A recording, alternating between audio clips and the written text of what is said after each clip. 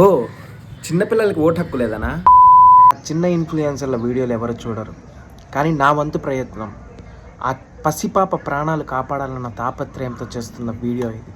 దయచేసి పూర్తి వీడియో చూడండి. ఒక గుంపులో నుంచి ఒక కోతి పిల్లని తోహేస్తే ప్రపంచమంతా ఏడ్చింది. అదే ఒక పెంగ్విన్ తన గుంపును వదిలేసి తన దారి తను చూసుకుంటే ప్రపంచమంతా బాధపడింది. అలాంటిది ఒక అన్యం పుణ్యం తెలియని ఒక చిన్న పాప, మన పునర్విక తల్లి. తను ఏ జబ్బుతో బాధపడుతుందో కూడా తనకు తెలియదండి.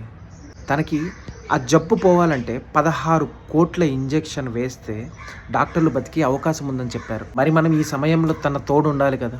ఎంత కష్టపడినా 16 కోట్లు కలెక్ట్ చేయడం అన్నది చిన్న మాట అయితే కాదు, కష్టంతో కూడుకున్న పని.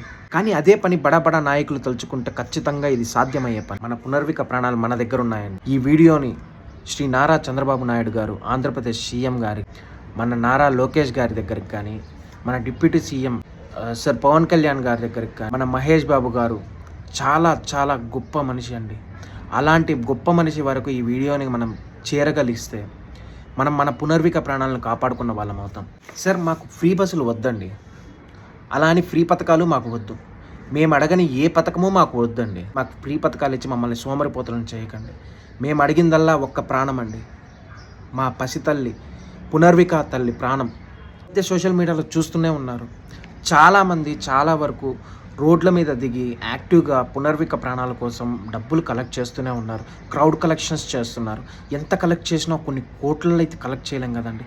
మహా అయితే ఒక 4-5 కోట్ల వరకు మనం కలెక్ట్ చేయగలం. ప్లీజ్ అండి, ఈ వీడియోని పెద్ద నాయకుల వరకు, పెద్ద హీరోల వరకు ఎవరైతే ఆ పాప ప్రాణాలు కాపాడగలుగుతారు అని అనుకుంటున్నారో వాళ్ళని ఆ కామెంట్స్లో ట్యాగ్ చేయండి.